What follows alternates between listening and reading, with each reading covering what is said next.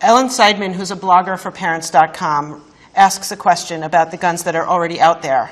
Some people say that gun control isn't going to help, given all the guns that are already out there. What do you say to naysayers like that?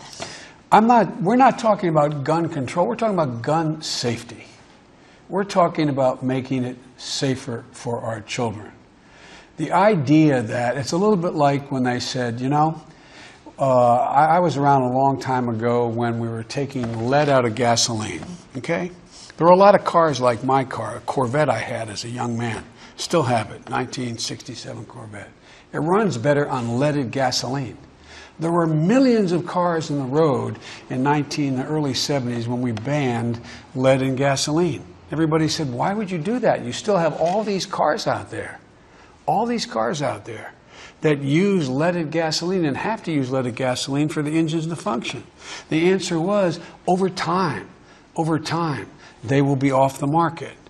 The idea of not making us healthier by saying from this point on you can't have lead in gasoline is a little like saying, if in fact we know that magazines with 30 clips in them are of no value whatsoever in terms of your physical safety, you can get by with 10 rounds in a clip, you can get by with a shotgun, therefore why not just keep these multiple magazines out there? Why not just keep them going? It will not solve the whole problem.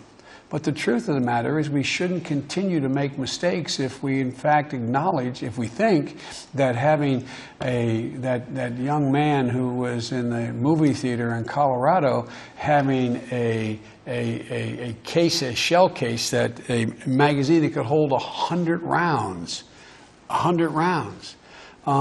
So I just think there are a lot of rational things we can do that will increase the prospect that fewer people will be the victim of gun violence, and we should do them.